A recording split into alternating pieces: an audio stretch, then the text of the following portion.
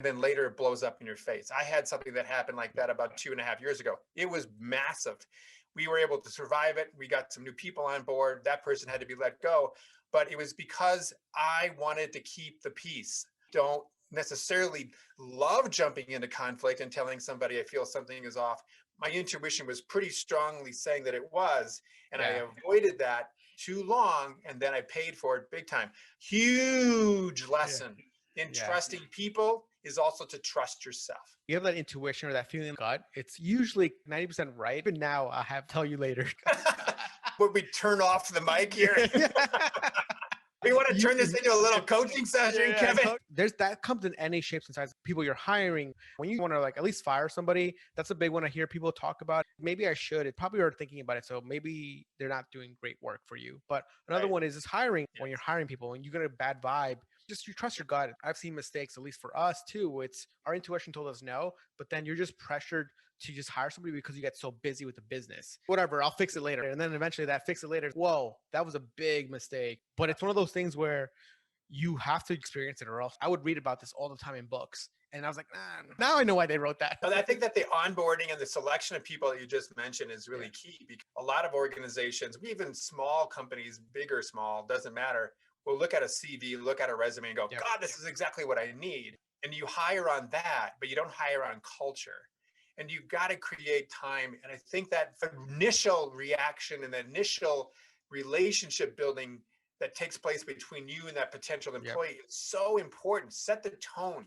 Spend some time with each other. There was one guy that I was working with a long time ago over in Seattle, Washington, and he was telling me a story about a radio show that he was working for. And he said, my interview process was, of course, I had my CV, and he was going to be interviewing for the director of sales. He was brought into a cocktail party with all of the major people in the company, including the owner of the company. Hey, you're going to hang out, meet everybody, grab a little drink if you want, grab some finger food.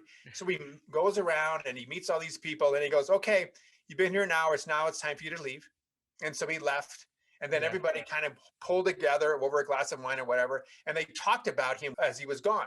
How did you feel? How did he act around you in a relaxed state? They made the decision after that, not on his resume. I thought that was a really unique way to be able to assess a person's personality and the fit. And it turned out to be he was a star performer, in part because he was a good fit. So fit is huge. A lot of times we're like, oh, it's so fluffy, but it's so important to have fit with your other employees too, because if not, they just are not going to work well together. And then that just hurts the company culture and the whole ethos of the company. And I've seen that happen before too. We have great team members, and then you hire somebody that's kind of always a little bit negative. That sort of negativity permutates to everybody else. I'm just, why is everybody feeling this way out of nowhere? Maybe it's because there's one person that we recently added that's always being negative. Subtle things influence other people in your company. And sometimes you don't want that. We want to be positive. We want to be open to ideas, open to trying things. If that's the culture you want, then you should be thinking about people like that too. And if that's not what you want, then maybe you should find other people that are kind of like you. For us, it was very bad. We're just, this is not what we want. We need to be thinking about, why is this person being like this? And it's probably just not a culturally good fit for our company at the moment. We work with companies on, and we do it as well. If you have a marriage, if you're getting married to somebody, you kind of create this implicit agreement around, what is this marriage about? There's certain things that you might say to each other as you stand before family and friends and God and all that. It's in a sense your version of a company's list of guiding principles. So if you can create that list, what does this really mean? What is this culture that we may not have now, but we want to have? What are we moving toward? Because if we're going to really do right by our clients, and if we're all about some sort of growth, whether it's in advertising, no matter what it is, we're trying to advance people in the experience of being in relationship with each other, then what do we need to do ourselves in order to walk the talk, to be the product of the product? And I was always surprised. Drove me crazy for a long time. Like, I was teaching team building and I had no team. There's something way off on that. That was early on in the business. What is often important, I think, is really defining what that future culture looks like, and then work with your team on how do we then raise the bar of our behavior with each other to be able to match that. And there's going to be conflict. There's going to be issues. You're going to have to hold people accountable, yourself accountable. There's got to be discussions. But gosh, the outcome and the benefit is so far. I mean, why do people want to work with Tesla, right? Because it's the coolest company there is, right? Because the leader is so visionary. We want to have that buzz around your company, my company, everybody's company, that it's not just the work that we're doing and the pay we give them, but because it's such a cool place to work. That whole environment of being a cool place to work, being a top company, or working with people that are visionaries. I was actually listening to a blog post or article about this saying how that's why companies Facebook and Google are having such a hard time recruiting now, because everybody just wants to go work at Tesla. The culture at Facebook right now is, oh, this company sucks. So you see how that affects everything. So if your company culture is awesome to work at, you're going to attract top talent. I think what you're saying there too is so important. And it's something that myself and Wilson have been able to do, is hold ourselves accountable. Okay, we have to stop doing that ourselves because we don't realize how it affects your employees. Another thing too, for us, we made it a big effort to stop calling people we work with clients, to say more partners. This is a partnership to work together. And that feels we're working together, and it's not you're just working for them. We're doing this together, and also sets a tone for the partners that come on and want to sort of work with us too. Partners is a great word. Our marketing company refers to their clients as members of their Yep. tribe. It's all the words that envelop you into this relationship, this long-term relationship.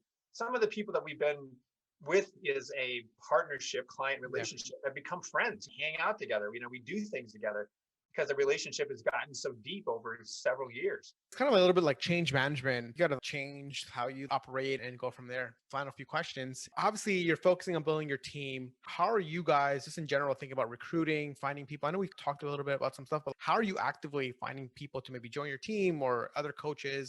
It's always sort of subject to our situation at the time. We just brought somebody on board who's going to be doing business development and also facilitating for us.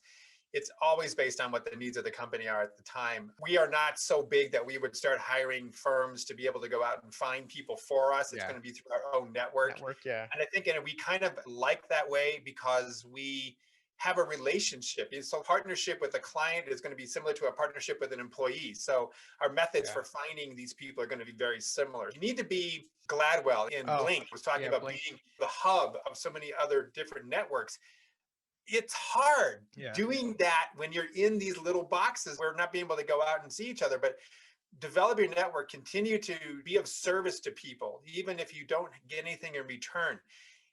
That goodwill is going to always be coming back, whether it's a new client partner, whether it's a new employee, whether it's some sort of a resource you need. I really think right now we have to break out of these little boxes that we have and try to find ways to network with people by giving service to them, by giving benefits to them, whether it's a thank you note, which is something I think would be a great thing for anybody to do, is do a thank you note every day to somebody that you know, an article or something. Help your fellow human being out, and I think it's going to come back. One last question for you is, I saw that you were on TEDx. How was that? It was awesome and scary and delightful, and it was everything you could ever imagine. Being a person who's very familiar with being in front of groups, I approached it in such a way that was very atypical because I only had a certain amount of minutes. And I got to tell you, Kevin, it was so wild. 900 people in the audience, hot lights on you. You can't see beyond about the third row. You got this big box at your feet that is blinking down how much time you have left. Oh my God. Extremely intimidating. And then you have this red little carpet that you have to stand on. So if you're a mover, you can't move off of that. So for me, and I ended up, because I had this tight time frame, I wrote the whole damn thing out. And so I had to memorize it. And so I'm much more extemporaneous. I find a lot of my energy, inspiration in the moment, having to memorize that thing and stay in this moment. And then, then when I got out there, my mouth went so dry. It was like the Sahara Desert, barely being able to get my lips around my words. It was wonderful too, because it was such a long process to get there. And I would do it again in a heartbeat. But if you ever want to know about public speaking and doing presentations, even if you're not going to do a TEDx talk, you're going to want to get in front of your executives, or you want to get in front of a group or a community group. Watch some of those TED Talks, because each TED Talk person, each speaker gets a TED Talk coach. So you are work with this person over weeks and sometimes months to hone and tighten your message, as well as your whole nonverbal communication. So you get a graduate level experience around presentation that really was valuable for me in many, many ways. But there's a great book about the TED Talks that was written by the guy who started the whole movement. And I would highly recommend it for people who may not ever want to be a TED talker. That's fine, but just want to get better at public speaking, even in just a small group. This is the modern day Toastmasters now. TED has figured it out, and I think it's a great experience. I remember doing Toastmasters when I was living in California, and then I done a speaking class in New York City for over a year and a half in front of a position before I was doing my podcast, by the way. My background is in computer science. I was very afraid to talk in front of people. I'd done improv comedy too. Improv comedy. So there was a quick little sidebar, and I'll finish up here because I know you're probably running out of time. Client I was working with, this large healthcare organization, which I probably cannot mention who it is, but let's just say that they're big, right? Yeah. This is a physician. No, he was an administrator working with all these physicians, and he was having to give me more and more presentations. And after that, I said, what you need to do is go to an improv class. And went, what? Are you kidding me? He went to 2 or 3 improv classes, and it completely changed his persona, his brand, the way he was able to communicate. His confidence went through the roof, not in a cocky way, but it just kind of came up, because there's something about that safe environment where you get to express yourself. Yeah. And half the time it's ridiculous. It's ridiculous. Yeah. It's just fun though. These environments, safe environments, be yourself. When I was doing improv, I remember the first class, I was very stiff. But then I was talking to somebody, like, hey, everybody's feeling this way. Just be normal. No one's going to judge you because everybody's trying to get better. Okay, let me just relax. No one cares. Everybody's trying to live their life and just relax and chill out. And my speech coach and my public speaking coach were just, Kevin, how you look, how you sound, how you dress, you can never change that. And maybe dress you can, but how you look, you'll never change. Just get over it. People are going to like you, and people are not going to like you. And that's just life. If you can't go to an improv class, what I tell people is, if you're going to do a presentation, one way you can sort of warm yourself up to the ideas and get you into the right space is just actually talk about your topic nonstop without ever taking a pause. Give yourself 5 minutes just to speak without ever stopping. It starts to open up the synapses in your brain, and now you start going off tangents and all sorts of stuff come your way. It gets you out of your head. And that's what you want to do, is to be able to get to that place that's authentic. Dean, thanks for the chat. I'd love for you to tell our listeners where they can find you, how they can contact you, or if they want to work with you, where they can go for that as well. Well, that'd be great. Thanks a lot. Website is MFI. So that's Mary Frank Igloo, MFIleadership.com. You can always find me on LinkedIn, but we've also got all of our podcasts, all of our information, all of our white papers, all that stuff is on the website as well. But we would obviously welcome any sort of interest to connect. Dean, your podcast is called Business of Intuition. That's on every platform, right? iTunes. That's correct. A lot of podcast episodes. Remember, I'll be on it too. So when I listen to me talk. Dean, thank you so much for taking the time. I really appreciate your time. Hey, thanks, buddy. It was really a lot of fun.